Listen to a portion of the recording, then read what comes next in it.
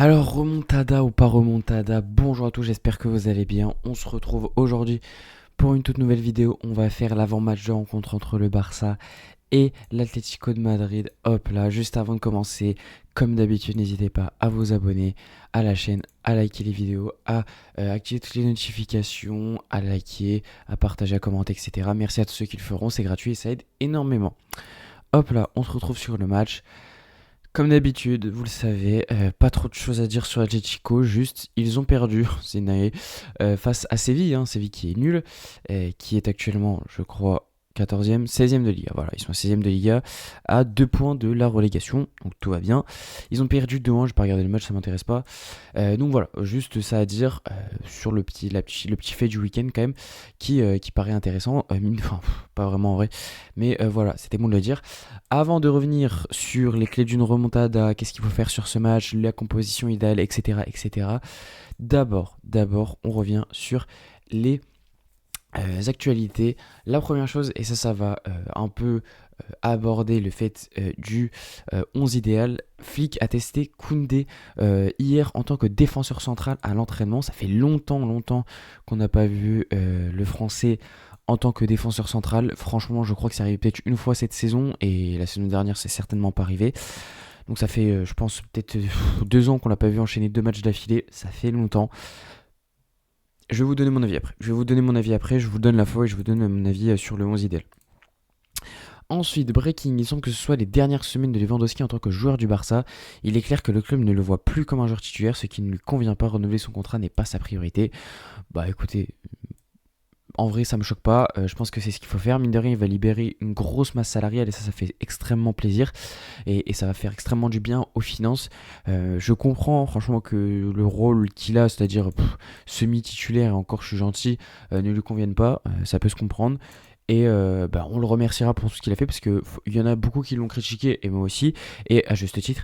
Mais faut pas oublier qu'à son âge, ce qu'il a fait, c'est quand même exceptionnel. Le gars doit avoir plus de 100 buts avec nous en l'espace de 3 ans, du coup, si je dis pas de bêtises. Attendez, je vais quand même aller vérifier ça. Tac. Euh, Tac. Ensuite, les années. Pourquoi on peut pas voir par année? Moi, je veux juste voir par année, les gars. Ah, voilà.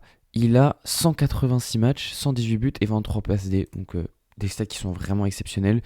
Et pour un mec de son âge, c'est vraiment incroyable. Et je pense qu'on s'en rend pas assez compte.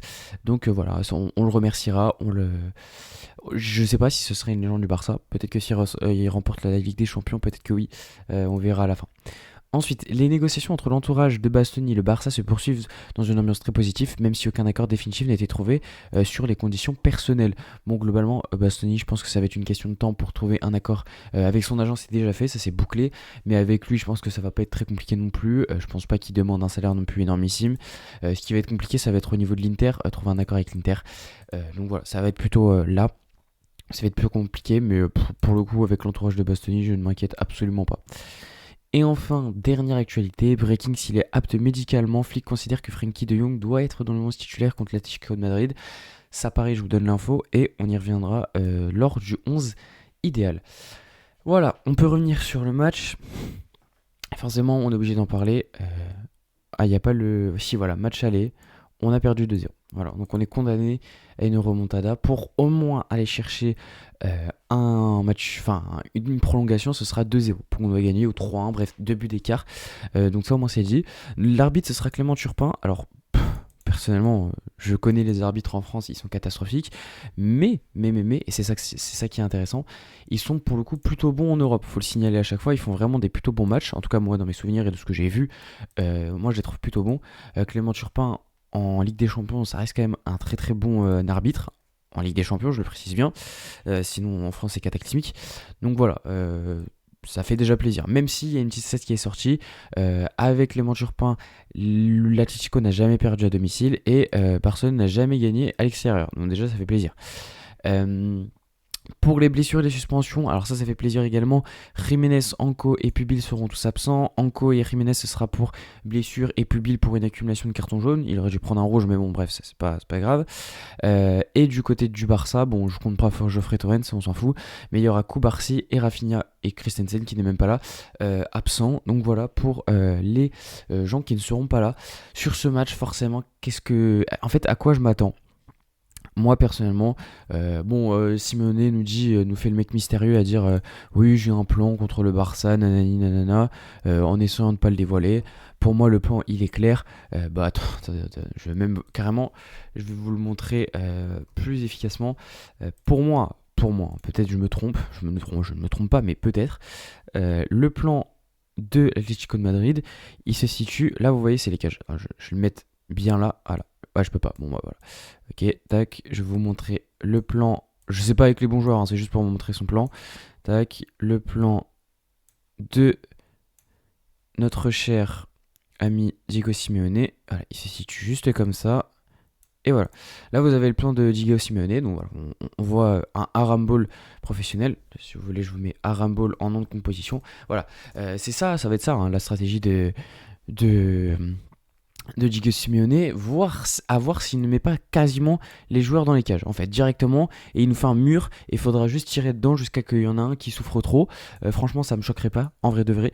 Et vous savez quoi? Je pense que c'est une bonne nouvelle. Je pense que c'est une bonne nouvelle que si Diego Simeone fasse ça, parce que c'est quelque chose qui n'a pas marché contre nous à l'aller, même si on perd 2-0, c'est parce qu'on prend le rouge, mais on voyait qu'on était largement supérieur, l'Atlético était à l'agonie, enfin à l'agonie j'abuse, et on a surtout raté beaucoup d'occasions, et c'est pour ça qu'on n'a pas réussi à marquer. Changer le destin du match au final. Mais globalement, c'est uniquement pour ça, parce que sinon, je vous jure qu'on aurait gagné sans le carton rouge. Et je n'ai aucun doute sur le sujet. On ne voyait pas l'Atlético Madrid attaquer. Et même avec le rouge, ils n'ont pas attaqué. D'ailleurs, si on va sur le match aller, je suis quasiment sûr qu'ils n'ont que 2 tirs cadrés. Vraiment, ça va être vite vu. Total des tirs. On voit où les tirs cadrés? On voit pas les tirs cadrés. C'est super. Oui, d'accord. Ok. Total des... Bon, de toute façon, je peux le voir là. Hop là. Excusez-moi, il y en a un autre. C'était à la 5ème minute de Julián Alvarez. Sinon, vous voyez, il y a 5 tirs. 5 tirs pour 18 sur nous. Alors, si vous voulez, on enlève. Voilà. Ils ont un tir en seconde période. Le but, bien évidemment, de Sorloth, et en première on en a 10, ils en ont 4, et encore c'est un peu plus équilibré, en sachant qu'il y a notamment, alors j'aimerais bien savoir comment le but de Sorloth est comptabilisé en première mi-temps, ça m'intéresse en vrai de vrai. Ok, c'est juste que le truc marche pas, ok d'accord. Mais globalement, si on regarde leur tir, en plus, c'est nul, hein. Il y a un tir qui part dans le poteau, enfin au niveau du corner, il y en a un autre, il est directement contré, et voilà, après c'est les 2 buts. Donc au final, Julián Alvarez pareil, hein, il peut le tirer 40 fois son coup franc, je suis sûr qu'il l'a mis dans le seul monde où on était, hein. C'est obligé. Donc en fait, même en étant à 11, ils ont été dominés, on aurait pu égaliser, si on aurait dû avoir un penalty, Rashford qui fait n'importe quoi.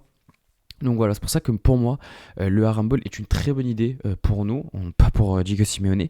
En tout cas, lui, c'est son problème, c'est pas le mien. Donc moi, je pense que ce serait une très bonne nouvelle si Diego Simeone veut nous sortir un Harambol. Donc voilà. Maintenant, les clés du match pour faire une remontada. Déjà, ça va être l'efficacité, parce qu'on l'a vu sur le match aller. Si on ne gagne pas, c'est parce qu'on n'a pas eu d'efficacité, que ce soit Rashford, Lewandowski aussi à un moment. Je n'ai pas toutes les actions en tête, mais voilà, surtout Rashford et une fois Lewandowski sur la première période. S'ils mettent leur action, il y a but et ça change tout. Donc, être efficace, parce que eux, de leur côté, comme je vous l'ai montré, l'Atlético a été très efficace. 3 tirs cadrés, 2 buts, 5 tirs, 2 buts, alors qu'on en a 18, 0 but. Avec des actions qui sont, il me semble, beaucoup plus intéressantes que... Donc l'efficacité sera primordiale, c'est clair. Je pense que le seul moment où l'Atlético de Madrid va essayer de nous mettre une pression et jouer un peu au football, ce sera lors des 10-15 premières minutes, parce qu'ils vont essayer de mettre un but, et histoire de terminer le match et la rencontre. Donc surtout, ça va être voilà, au début probablement ils essaieront de nous mettre une pression, de résister à cette pression et de ne surtout pas prendre de but. On n'est pas comme dans l'urgence en Coupe du Roi, on avait pris un 4-0, c'est pas du tout la même chose, c'est pas du tout le même contexte. Là on a pris que 2-0, on n'a pas besoin de mettre entre guillemets un but en première mi-temps, c'est pas une obligation. Par contre, ce qu'on doit faire, c'est ne pas prendre de but. Ça c'est obligatoire. On ne peut pas encaisser un but, sinon c'est terminé. Hop là, ciao. Également, forcément, on est obligé d'en parler. S'il y en a un, que ça soit Lewandowski, Johan Garcia, n'importe qui dans ce putain de 11 qui me prend un carton rouge, au bout d'un moment, on vend toute l'équipe et puis on vend le club même d'ailleurs au final et on arrête. Parce qu'au bout d'un moment, si on prend encore un carton rouge, moi j'arrête tout. Donc ne pas prendre de carton rouge.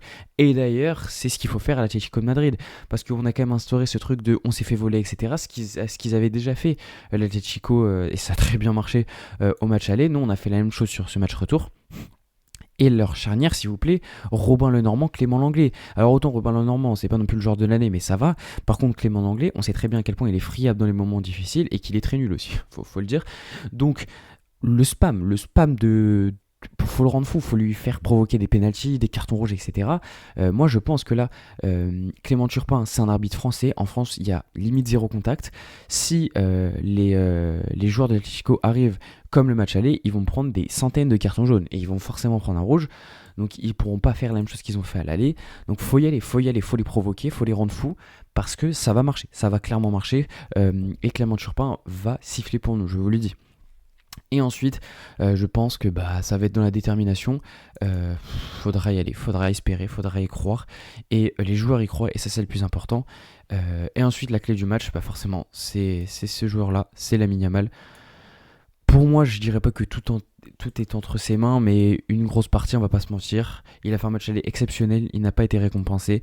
Je pense qu'il a à cœur, sur ce match retour, de faire des choses très grandes. Et on verra bien ce qu'il en fait. Donc on peut passer au 11 idéal. Ça, c'était la composition face au match face à l'Espagnol. J'ai fait ni avant-match ni débrief parce que je pouvais pas faire de débrief et que j'avais pas trop le temps pour faire un avant-match. Du coup, je me suis dit que j'allais en faire aucun. Comme ça, voilà, au moins c'était fait. J'avais une composition un peu bizarre quand même parce que Gavi en ailier gauche. Apparemment, ça a bien marché de ce que j'ai entendu. Les gens ont aimé et veulent remettre Gavi d'ailleurs en ailier gauche. Moi, je vais vous dire ce que j'en pense. Mais d'abord, on fait de haut en bas comme vous en avez l'habitude. Johan Garcia au cage, ça en change pas. En défense, on n'a pas Kobarsi. Donc forcément, ça va être compliqué. Du coup, c'est là où on revient au dilemme de qu'est-ce qu'on fait avec c'était qui Koundé. J'avoue que sur le moment, j'ai pas trop kiffé l'idée, mais au final, ce que je vais faire, c'est que je vais décaler Eric Garcia à droite et je vais mettre Koundé en tant que défenseur central. Parce que je pense que ça va être intéressant. Je pense que ça va être intéressant. L'inverse ne choque pas. Hein. Si Koundé est à droite et Eric Garcia dans l'axe, je m'en fous. Mais si Flick l'a testé, c'est bien pour une chose. Il a peut-être vu un truc, je sais pas. C'est vrai que c'est une charnière qui n'a jamais été testée. Donc attention quand même. Mais je pense qu'ils sont un peu complémentaires. Donc je veux le voir. Et j'y crois. Koundé qui en plus revient bien en ce moment. Donc voilà. Baldé, jamais de la vie. Jamais de la vie. C'est Cancelo tous les jours. Il n'y a même pas de question à se poser. Ensuite au milieu. Pareil, le cas Frenkie de Jong. Moi je le mets. S'il faut qu'il joue en infiltration, je sais pas trop quoi, j'en ai rien à faire. Il jouera en infiltration, il n'y a pas de souci. La Ligue est terminée, on a 9 points d'avance. Il faut juste qu'on gagne, même en perdant contre le Real 6-18-0. Ça ne changera rien au fait qu'il faut qu'on gagne des matchs pas ouf. Il faut qu'on gagne 4 matchs. J'ai regardé, il y a 3 matchs ultra faciles à gagner. Donc pour moi, il n'y a même pas de question. Frenkie de Jong doit jouer, même s'il doit se reblesser jusqu'à la fin de la saison, il n'y a pas de souci. Se reblesse, j'en ai rien à faire. En tout cas, il doit jouer ce match, c'est une obligation. Il doit le commencer, c'est ça la nuance. Donc voilà, pour moi je le mets et je mets bien évidemment Pedri. Et c'est là que la question se pose, qu'est-ce que je fais Fermin, Olmo, Gavi, qui est-ce que je mets Eh bien moi, écoutez, je pense que je vais mettre Fermin à gauche et je vais mettre Olmo en tant que numéro 10. Pourquoi ? Parce que je préfère un Gavi peut-être qui rentre à la 50e, 60e minute pour remplacer Frenkie de Jong et qui va te mettre une pression sur des joueurs de l'Atlético qui vont être ultra fatigués. Je trouve ça plus pertinent, plus intéressant personnellement. Donc c'est pour ça que je mets Fermin et Olmo qui ont déjà joué les deux ensemble et qui savent très bien combiner. Olmo peut jouer sur l'aile, Fermin aussi, donc il n'y a pas de souci sur ça. Lamine à droite, ça c'est logique. Et c'est là que se pose la question, Ferran a mis un doublé face à l'Espagnol, est-ce qu'on le fait jouer ? Bien évidemment, la réponse est non. Je mets Lewandowski. Voilà, je mets Lewandowski parce qu'il mérite plus, il a fait des meilleurs matchs récemment. Donc moi j'y crois, je vous le dis, j'y crois à cette remontada. Je ne sais pas si on va le faire, mais moi j'y crois. En tout cas, il faut y croire. Les joueurs y croient. Pourquoi nous si nous on n'y croit pas, personne ne peut y croire. Voilà, c'est ça que j'ai envie de vous dire. Voilà, c'était la fin de la vidéo, j'espère que vous aura plu. N'hésitez pas à vous abonner à tous mes réseaux, que ce soit TikTok, Instagram ou même Twitter. Merci à tous ceux qui le feront. J'espère que la vidéo vous aura plu. Et nous, on se retrouve pour le débrief avec, on l'espère, une qualification du Barça ce soir. Tchuss!